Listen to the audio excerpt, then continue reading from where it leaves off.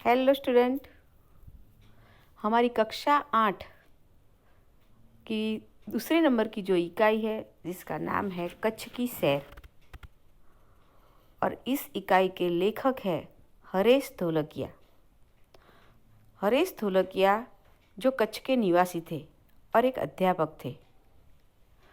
उन्होंने हमारे पूर्व राष्ट्रपति डॉक्टर APJ अब्दुल कलाम की विंग्स ऑफ फायर पुस्तक का भी गुजराती भाषा में अनुवाद किया है और जिसको अगन पंख शीर्षक दिया है।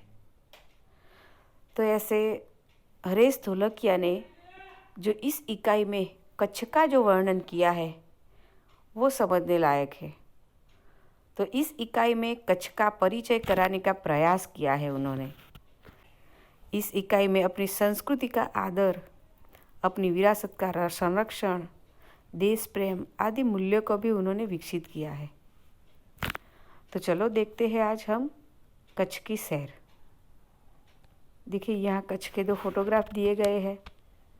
ये जो पक्षी है वो हमारे राज्य का राज्य पक्षी है, फ्लेमिंगो, जिसे गुजराती में हम सुरखाब बोलते हैं।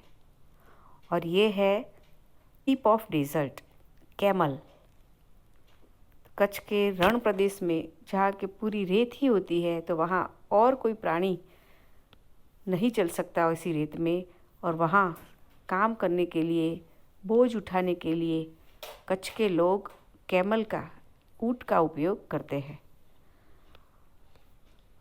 आगे हम पाठ को पढ़े और समझे उससे पहले हम छोटा सा वीडियो देखते हैं कि वीडियो देखने के बाद आप अच्छी तरह से समझ पाएंगे कि कच्छ के कौन से स्थल की क्या विशेषता है।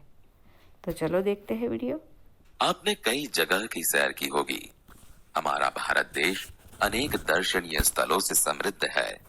सभी स्थलों का अपना सौंदर्य और महत्व होता है। गुजरात उनमें से एक अनूठा राज्य है। गुजरात का एक विशिष्ट जिला है कच्छ, जो गुजरात का अत्यंत रमणीय प्रदेश है। उसका पौराणिक महत्व भी है। अनेक दर्शनीय स्थलों के वैविध्य के कारण उसे म्यूजियम यानी कि संग्रहालय भी कहा जाता है। तो क्या चलना है?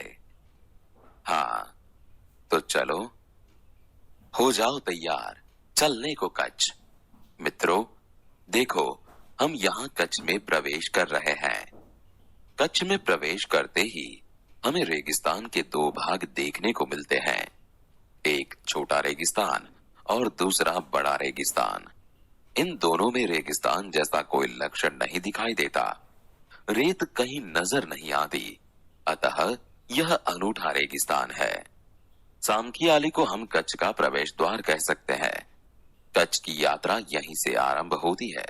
यहाँ से उत्तर दिशा की ओर यात्रा का प्रारंभ होता है।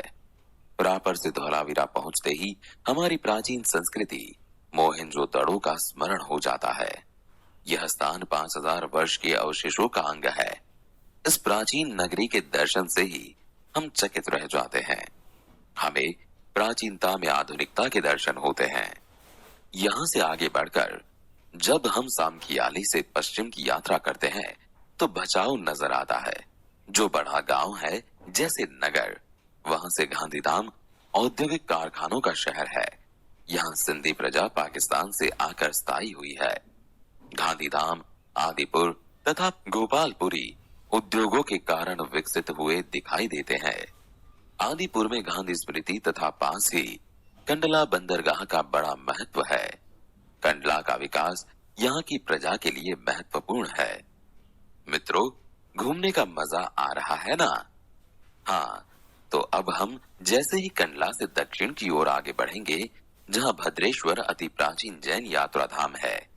संगमरमर से बना 2500 वर्ष पुराना जिनालय भूकंप में खंडित हुआ। उसके पुनः निर्माण का कार्य जोरों से चल रहा है। इसे आधुनिकता का स्पर्श मिला है। मुंद्रा शहर तहसील मुख्यालय भी है। यहाँ अनेक उद्योगों के कारण विकास की दिशा खुली है। समुद्र के किनारे बंदरगाह विकसित हुआ है। यहाँ कुछ प्राचीन इमारतें हैं।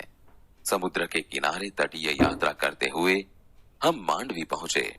मांडवी अति सुंदर बंदरगाह है। बड़ा प्राचीन नगर है। यह शहर राजा के महल पवन चक्कियों तथा समुद्र तट के कारण अधिक दर्शनीय बना है। यहाँ VRTI ग्राम्य संस्था है, 72 जिनालय है, पास ही बिदड़ा गांव में अंतर्राष्ट्रीय अस्पताल है। मांडवी से आगे चलते डुमरा, कोठीरा, सुधरी और जखो महत्वपूर्ण गांव है। जैनों का प्राधान्य यहाँ नजर आता है। नलिया शहर तहसील का केंद्र है। यहाँ वायुसेना का मुख्य अड्डा है।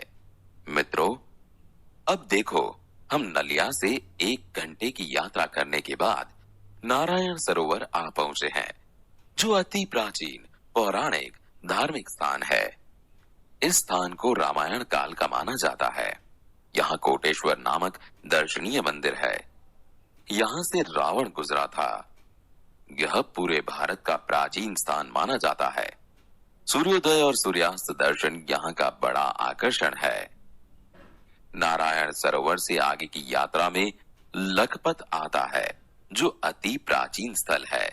गुरु नानक की चरण रज से पावन इस भूमि पर गुरुद्वारा है। एक समय का समृद्ध शहर आज जीर्णावस्था में होते हुए भी दर्शनीय है। यहाँ एक किला है। उसके बगल में प्राणंध्रो खनिज संपत्ति के लिए प्रसिद्ध है। साथ ही विद्युत निर्माण का यह केंद्र है। लखपत से मध्य कच्छ की ओर बढ़ने पर हाजी पीर मुसलमानों के लिए श्रद्धा का केंद्र आता है। यहाँ पीर की मजार है। रेगिस्तान की झांकी यहाँ से होती है। रास्ते में माता का मठ नामक धार्मिक स्थान है, जहाँ नवरात्रि के पर्व पर लोग पदयात्रा करते हुए श्रद्धा भाव से दर्शनार्थ आते हैं। आगे नखत्राणा प्राकृतिक नजारों का केंद्र बना है। रास्ते में चक्ष, पुरेश्वर मंदिर, वांढाई जैसे मनोहरी प्राचीन स्थान है। देखो, अब यह कच्छ का मुख्य केंद्र भुज है। उसे देखते ही उसके वैभव का परिचय होता है। आयना महल, प्राग महल, टावर, स्वामीनारायण मंदिर, हिल गार्डन, हमीरसर तालाब, भुजिया पहाड़, लोक संग्रहालय, विश्वविद्यालय आदि के दर्शन करके हम आनंद ले सकते हैं। सन 2001 के भूचाल ने इसे खंडित किया था, तो लोगों ने उसके नए स्वरूप में पुनः निर्माण करके और सुंदर शहर बना दिया है। जैसे ही हम भुज से उत्तर दिशा की ओर आगे बढ़ते हैं, तो खावड़ा में काला डूंगर है। पहाड़ पर चढ़कर रेगिस्तान की झांकी करना एक अनूठा अनुभव है। सरकार एवं स्थानीय जनता द्वारा रणोत्सव का आयोजन होता है। देश भर से लोग यहाँ आते हैं। सफेद रेगिस्तान को देखना एक आनंददायी घटना है। भुज से अंजार भी जाया जाता है। आगे बढ़ते हुए सृजन संस्था में यहाँ की प्रजा की हस्तकला का परिचय होता है। जैसल तोरल की स्मृति में मंदिर बना है, जो ऐतिहासिक स्थान है। यहाँ से आदिपुर भव है। सरकार एवं स्थानीय जनता द्वारा रणोत्सव का आयोजन होता है। देश भर से लोग यहाँ आते हैं। सफेद रेगिस्तान को देखना एक आनंददायी घटना है। भुज से अंजार भी जाया जाता है। आगे बढ़ते हुए सृजन संस्था में यहाँ की प्रजा की हस्तकला का परिचय होता है। जैसल तोरल की स्मृति में मंदिर बना है, जो ऐतिहासिक स्थान है। यहाँ से आदिपुर तथा गांधीधाम जा सकते हैं। सूरजबारी नामक स्थान से हमारी कच्छ यात्रा पूर्ण होती है, जो अविस्मरणीय स्मृतियां छोड़ जाती है। कहा जाता है, कच्छ नहीं देखा तो कुछ नहीं देखा। कच्छ गुजरात का गौरव है और दुनिया भर के लोगों के लिए किसी भी मौसम में दर्शनीय एवं आकर्षण का केंद्र है।